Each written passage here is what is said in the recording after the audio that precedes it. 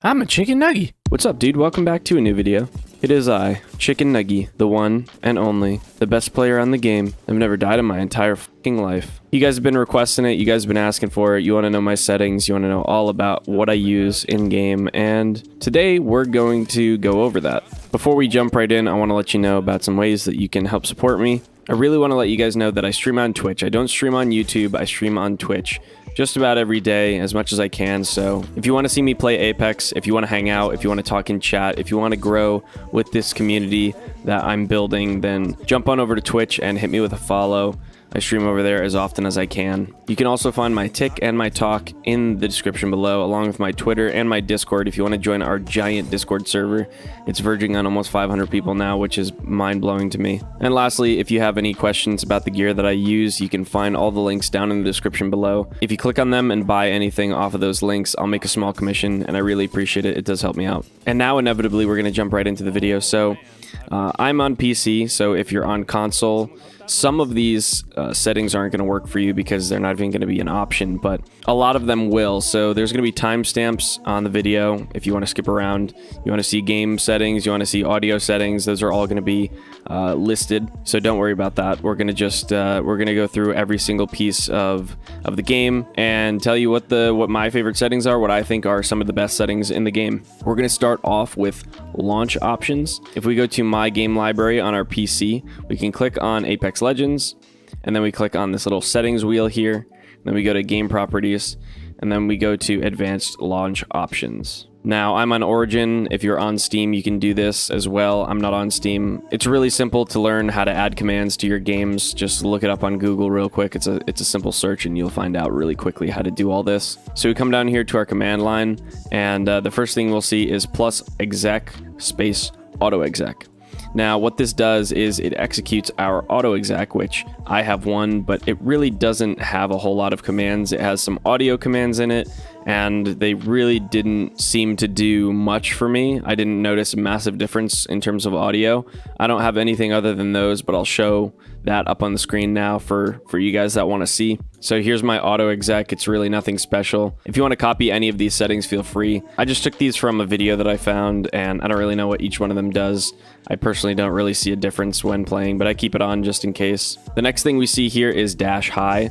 All this does is run your game at a high priority, so you get better frames, you get better performance. It basically just tells Windows to prioritize the game over everything else that's running in the background. Plus FPS max 170 is basically just telling the game that the maximum FPS that we're allowed to run this game at is 170. You can't go above that. And the reason is because this game plays like actual if you go over 170, 180, 190 FPS, for some reason, the game really just caps itself out under 200 FPS. I don't really know why, but it runs terribly after you go over 200 FPS. You get input lag, you get frame stuttering, you get FPS drops. It doesn't make any sense. So I cap mine at 170. Next, we have dash full screen. This basically just means this game is going to open in full screen no matter what settings I had it on previously. And lastly, we have dash dev, which basically just gets rid of that unbelievably obnoxious intro sequence that happens every time you open Apex. So basically that's what that does. It just eliminates that from actually popping up, and it just skips right over it, which is awesome. So here we are in firing range, just absolutely beaming some shooters. So we're going to go through each individual bracket of settings and talk about what each one does and how each one affects your game. So gameplay is our first one, and interact prompt style is what we're gonna start off with because it's number one. It's this first one that we're talking about because it's number one in the list. Basically, if I turn this on default, we can see if I hover over something, it shows helmet in this large kind of boxy area, and then if I turn it to compact and I go to helmet, it just says helmet. And helmet, and then Evo shield, and then backpack, and then knockdown shield, and I can see over here the ammo is smaller, and if I look at it from here, it just shows the symbol for the ammo. Basically, it just makes the HUD a little bit easier to see, so it's not all cramped and taking up too much space on your screen. Next is button hints. I usually leave this on. It just gives you a prompt when, you know, you're gonna pick something up. E to pick up shield, E to pick up syringe, E to pick up knockdown shield, E to pick up backpack, those kind of things. It'll tell you, you know, E to open a door, It'll tell you X to pick up and put in your inventory, things like that. Crosshair damage feedback, we leave this off. I've done a little bit of touching up on this in another video. If you have X with shield icon on and we shoot at somebody, we can see there's an X in the middle of our screen kind of blocking our view. But if we turned it off, we can beam someone, still get the damage numbers feedback, but it's not as intrusive. You can see kind of what you're shooting at a little bit better. It's just overall easier to see what you're aiming at. Damage numbers I leave on stacking because if you have floating, it kind of looks like this. And I don't really like all these numbers in the way. Ping opacity, I put on faded. I want to be able to see through pings that I leave on the ground. I don't really like to not be able to see through things. I don't like when things get in the way. I don't like when things are cluttered. I pretty much just leave it unfaded. Obituaries are on. That's basically just the kill feed in the top right corner that you'll see when someone dies or when you kill someone. Minimap rotation I leave on. I just like to be able to see where I'm going, which direction I'm headed in. I don't know, I just got used to it. So I like to know where buildings are in relation to where I'm pointed instead of just kind of finagling my way around. Weapon auto cycle on empty is on. I'll show you what that does real quick. If I shoot my wingman, my last bullet is about to be shot out of my gun. And what I want to happen is once this bullet is shot, I want my other gun to pull out automatically. And that's exactly what it does. Auto sprint I leave off. It can interact poorly with mid fights. It can interact poorly while you're shooting at someone, while you're trying to, use your movement in a tactical way. I don't like it on. I like to be able to control when I sprint and when I don't sprint. Double tap sprint is off. I just want to hit shift once when I sprint. That's it. Incoming damage feedback. I've always left this on 2D, but I've heard that 3D is actually much better. So I'll show you what these do real quick. So if we have it on 2D and we let the bots shoot at us real quick. Shoot at me, buddy. Shoot at me. Shoot at me. Okay, you'll see this kind of red arc that's showing me which direction that the bullets are coming from. But it's a little bit more 2D. It shows kind of which direction it's coming from depending on where I get shot. So if I turn around, it shows me that it's coming from the back right, it's coming from the back, it's coming from the back left, it's coming from the left, now it's coming from the front. It just shows us in a 2D fashion where the bullets are coming from. If we switch it over to 3D and get shot in the back, shoot me. Now it's showing an arrow. Now it's showing which direction I'm getting shot in based on an arrow. Okay, so arrows are pointing to the right, arrows are pointing to the right, arrows are pointing to the back left. So I guess it's personal preference, but I could see why 3D would be a little bit easier to understand where you're getting shot from. Next up, taking damage closes death box menu. You want this off because if you're inside of a death box and someone is shooting at you and you're taking damage, but you're trying to get things like an armor swap or you're just trying to get ammo, you don't want to be pulled out of your death box just because someone's hitting you. Hop up, pop up, a lot of people don't actually know what it does. If we have it off, I'll show you real quick. If we take this hop up for the wingman, the quick draw holster, we put it on our gun. That's just it. It just goes right on our gun. Let's take this off now and turn hop up, pop up on. And now when we put it on, you can see in the bottom right corner, it'll show quick draw holster, faster handling. It'll just show you that your quick draw holster is enabled onto your gun, and it'll do that with every hop up that you attach to any gun. I personally don't think this is necessary, but if you want to have that on there, then you can. Streamer mode is a great tool. If you don't know what it is, it basically hides people's names in the kill feed. So if you are one of those people that gets nervous playing around other people that are really good, if you're scared to play against guys like Abraleli, if you're scared to play against guys like Shiv, FPS, any of these top players, and your play style is actually determined off of who's in the kill feed and who you're playing against, and you get kind of nervous and scared when you see those guys in the kill feed. Then when you run up on them in game and you have to fight them, you kind of get scared and nervous and you start whiffing your shots. And I've had that happen to me in the past, and so I just turn this all, right? So that basically just shows the kill feed as Caustic 8714 and Wraith 1449. It doesn't show anyone's actual names. It basically blocks out everyone's names in the game. So it's overall just a really good tool for people who struggle with performance anxiety. Anonymous mode basically does the opposite. It turns you into the person that's in the kill feed whose name doesn't appear. So you will end up turning into the Wraith 1449 or the Caustic 8764 for everyone else in the game. Usage sharing, I turn this off because I don't think respawn deserves the time of day. Performance on display is this little thing in the top right corner. You can see it shows my FPS, it shows my latency, it shows my in and out, it shows my loss, and it shows my choke.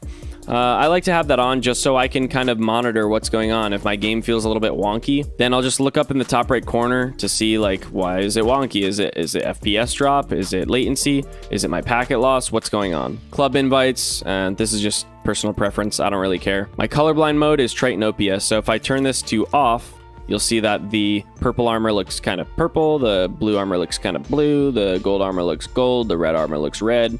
If we go and turn it to Tritanopia, the blue armor is like a neon blue, the purple is like a neon purple, the gold is kind of a bright yellow, and the red kind of stays a little bit similar, but it just kind of makes all the things look cool. It also changes your reticle sight. So if we grab this 1x HCOG, we can aim down sights and we'll see that it's actually yellow instead of red, which I actually prefer. I think it stands out a bit more.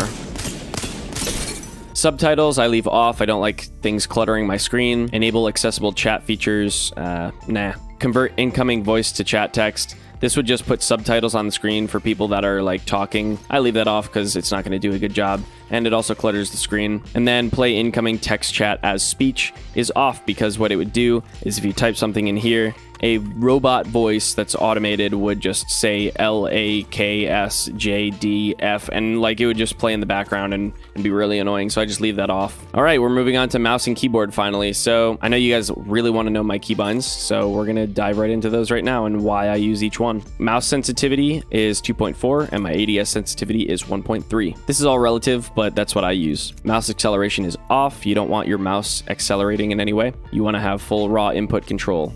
Mouse invert, no.